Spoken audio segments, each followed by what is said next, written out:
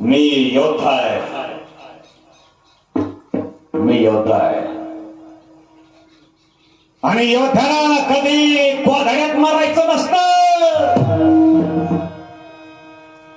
योद्ध्याला रणांगणात धारातीर्थ पडावा.